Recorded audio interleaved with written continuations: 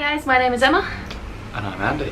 And we are back. So, if you vaguely remember all the way back to February, Andy and I decided to swap TBRs for a month. So we gave each other 5 books to read in the month of February, and then we're going to come back and talk about them. I will link the original video down below if you have not seen it yet. We were very naive and optimistic in that video because we thought we'd get to them in a month. We didn't. It's fine. Things happen. But I have now finished my stack several months later, and I'm here to talk to you about them, and we're going to talk about the books that Andy gave me to read. So yes, you haven't quite finished my books yet, have you? Alright, it's no need to rub it in. How many do you have left to go? 2 and a half. So, the stack of books that Andy gave me to read are just here, if you can see them. Ta-da! And what we're going to do today is just talk about them in the order that I read them. So the first book that I read from the stack was, you're giggling because you know what it is already, I Am Zlatan by Zlatan Ibrahimovic. So, good start. Yes. Why don't you tell the lovely viewers why you picked this book for me? As I said before, we have a rabbit called Zlatan. And apparently there is a famous footballer called Zlatan Ibrahimovic, and Emma should read about him. He's a fascinating character. He's played football all over Europe and now in the States. He's grown up in a poor background and rose to riches. Fantastic, inspirational biography. Brilliant. I gave this 1 star. This was by far the worst of all the books that you gave me. It only took me a day to read, thank God. So my issues with this book are both from the writing point of view and also from the person point of view. So the writing, it's ghostwritten. Of course it's ghostwritten. The footballer is never actually going to write their own biography. That would be madness. They're busy playing football, naturally. They have better things to do. And you can really tell that this is ghostwritten, and there are sections of it where it almost just seems to kind of trail off mid-anecdote, where clearly Zlatan, when he was talking to the ghostwriter, just got bored and changed his mind about what they were talking about. Or built tension. No tension. Zlatan Ibrahimovic is probably one of the least self-aware human beings on the planet. He has a temper. He's aware of that. He knows that. But, so, to give an example of this, so he talks about, at one point he goes to a new club and says that he wants to desperately keep his nose clean and keep his head down and just get on with the football. Yeah. And then I vividly remember, because I remember complaining to you about this when I first read it, there was the quote, "But stuff kept happening to me." And then on the next paragraph, the first line says, "I got caught speeding, doing like 120 miles per hour." That's not stuff keeps happening to you. Because he wanted to get to work on time and keep his nose clean. He was so desperate. No. That's why he had to drive so fast. That's you being a dickhead and breaking the law. And like, he talks about, at one point, he just casually like headbutted a guy or elbowed him or something, and again it was like, oh, it just kind of happened and I just kind of lashed out and everyone's making a big deal about it. And he is one of the, like, as I said, an interesting character. Emma's missed all of this in her analysis. A very interesting character, flaws laid bare, fantastic. I think he's an interesting example of how footballers can get away with absolutely fucking everything just because they kick a ball around a pitch. We're filming this before 9 o'clock, you shouldn't swear. Oh no, it's fine. We swear on our channel here, as anybody would know if they saw my Daisy Jones video. So yes, this is... Wait until I tell you about Station 11. So this, let's just put it this way, that I did not enjoy this book particularly. I don't think I was ever going to enjoy this book. I don't massively like biographers. I think that Zlatan Ibrahimovic is a douche, and this has just illustrated that. And we were discussing afterwards, there was a different footballer that you were thinking that I might have enjoyed more. Was it?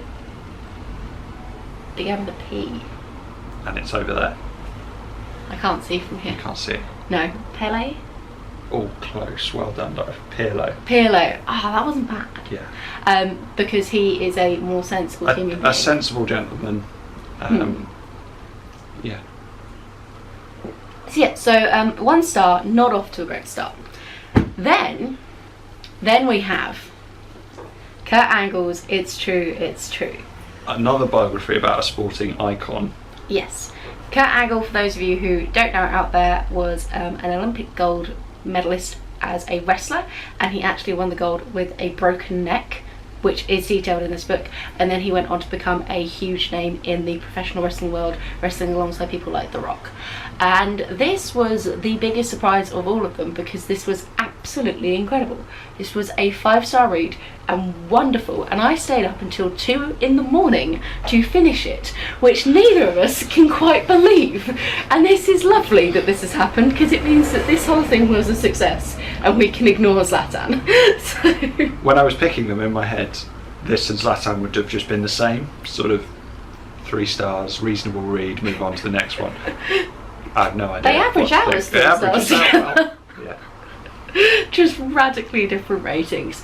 The reason why I think this one is absolutely amazing in comparison to the Zlatan, and just in general as a biography or an autobiography, is because of how, like, there feels like there's a reason to it being written. So Zlatan Ibrahimovic's book just feels like a cash cow that his agent has told him to do. He would have sat down with a ghostwriter and just talked at him, and then the book exists. There is no real sense of wanting to look back over his life or trying to see anything or make any kind of statements, whereas Kurt Angle's book, there was a real sense of like why he was writing it and what he was trying to get out of it, and like an awareness of everything. It didn't just prattle on about his childhood. It like took very, very specific cases that he thought were relevant to his training and to his ethos and to what had developed him as a man, and he applied his work ethic and kind of intense way of thinking about things to both the Olympic wrestling and also to the pro wrestling, and that was really fascinating to see as that contrast between the two, which is why I thought it was awesome. Fantastic.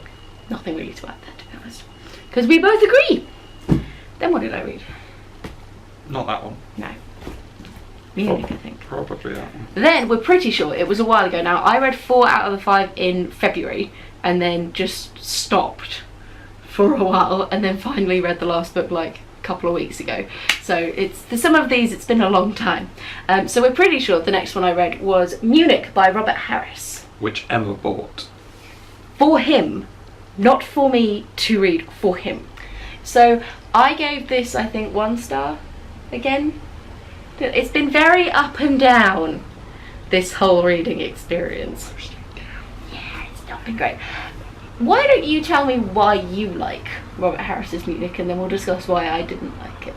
Because the Zlatan one we kind of both It's a historical thriller. I can't see how any sensible human wouldn't like it. Interesting you use the word thriller there. Yes, because of the tension. Interesting that you think that there is tension here. So, what is Munich about? So they're in Munich negotiating how to not have a world war. What could be more tense than that? Specifically, just before the start of the Second World War is what we're discussing here, and it's based off of. But they haven't called it that there, because it's 1938. Yes, well that's. So they're trying not to have a war. Yes. They haven't named it. This is what we need to tell the viewers. They want peace. Peace in our time. Neville Chamberlain, 1938. Indeed. Probably. Yeah. So my big problem with this book was her opinion. My opinion. Which is wrong. Which apparently is wrong. Is that nothing happens in this book. This book is just a bunch of old men sat in a room talking, and I know that that is what war fundamentally comes down to, but I do not need to experience another bunch of old men sat in a room talking. Like, but there was tension. Would the guy get the thing to the... I haven't read it for a while. The guy did the thing that he needs to do. To the meeting in time, and would the Czechs find out that they were being screwed over? There's lots going on. And there was some kind of random secondary plot going on with, basically, the gist is there's an ambassador from England who is going over with the Prime Minister to try and have these peace talks to try and make sure that they don't go to war with Germany. But when he is over... Which, of course, they do. Which, yeah, spoiler alert, we do go to war with them. Don't know if you got that memo. But whilst he's over there, he realises that one of the German ambassadors who's going to be in the same building is actually a friend of his from, like, way back In uni days. University days. And they also had a female friend, and something has happened in this group of 3, this big incident that they don't really talk about. And that's supposedly this like secondary plot that is also driving tension, and nothing fucking happens.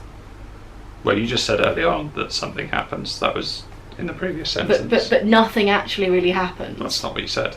And the woman, one of the few female characters in this book, just ends up being a generic crutch for white guy guilt, where she's been tortured a little bit, and that's about it.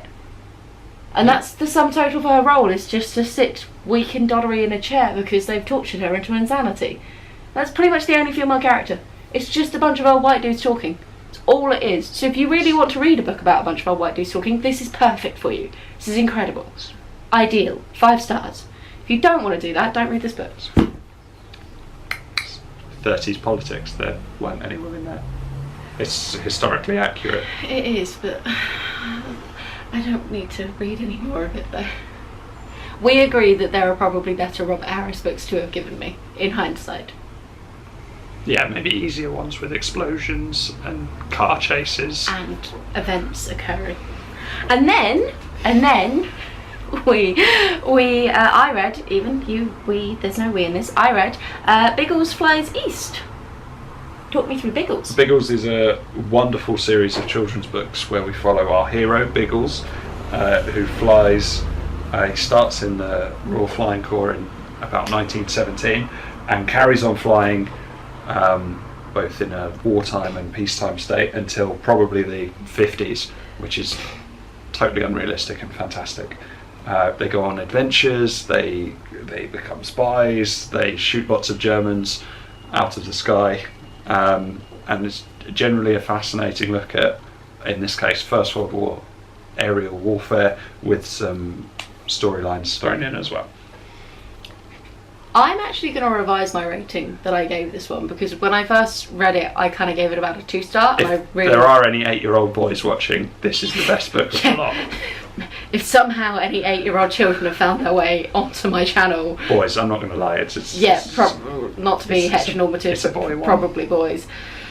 Then you'll love this book. There's no female characters in this either. Yes, literally 0. It wasn't even like Munich where there was 1 or 2, but they were just props for the men. There were literally 0 female characters in this book. I recently bought a new Biggles book and that had a female character in it. It's just like stunning. Probably the only one of the lot. Absolutely baffling. The biggest problem with this book is I'm not its target audience, which is totally fine. And we talked about this a little bit where you were saying like, well, I'm not its target audience anymore, but you have that nostalgia factor. A little bit of nostalgia. Of which I would have if I was reading, say, like The Famous Five or something, which I do have. Which isn't as good. I've read The Famous Five as well. This is much better. I read both as a child. This is the one I want to read again. Or like Artemis Fowl or any of these. I've read that as well. Other books that are out there that you are really tapping into the fact that you read them as a child. So without having that, it kind of fell flat for me. I think this is the book or series of books that should be made into a film. Like, this has the greatest potential. There should be at least a trilogy. I mean, all films are trilogies these days. This is it. I mean, I think it probably would work well on the screen. Aeroplanes. You should probably chuck the odd female character in there if you're going to adapt it to the modern day. Yeah. But yeah, I am pleased to have now shared a part of your childhood, but now sharing it as an adult, the actual experience itself was not the most enjoyable to read. I think that's fair.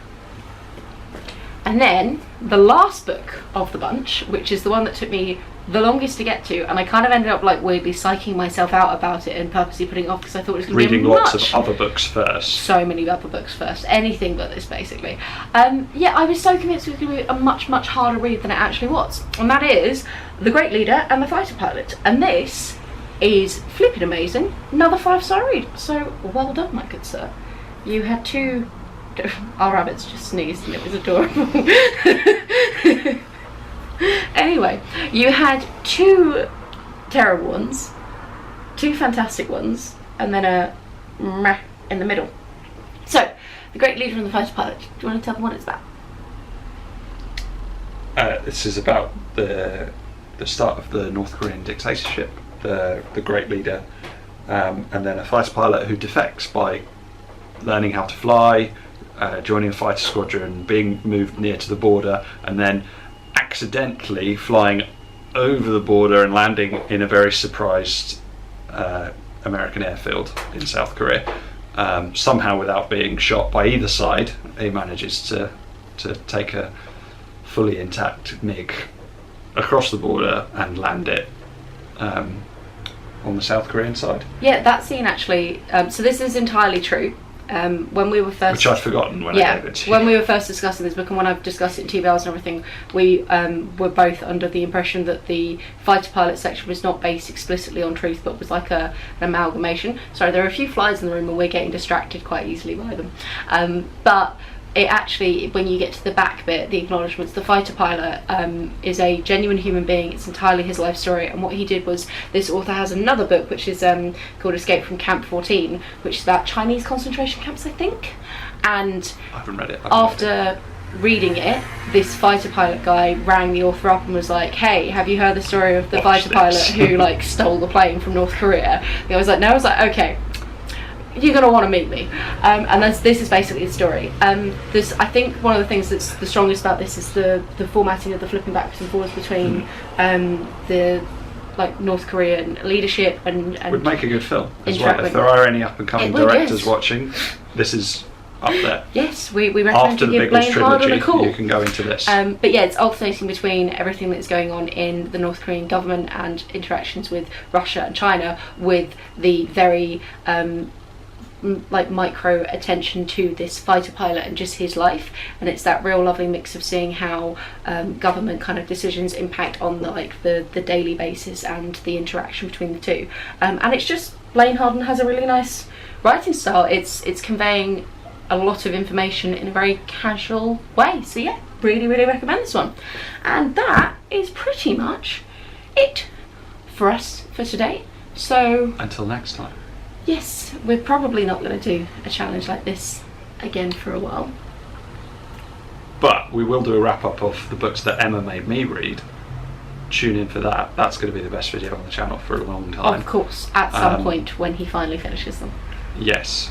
So yes, find out which book put me off reading and which book was as good as the book we compared it to in the last video that Indeed. was Russian. And find out if I ever finish the rest of them. Never in a million years. And that's it from us. So have a wonderful reading week, and I'll chat to you soon. Bye guys.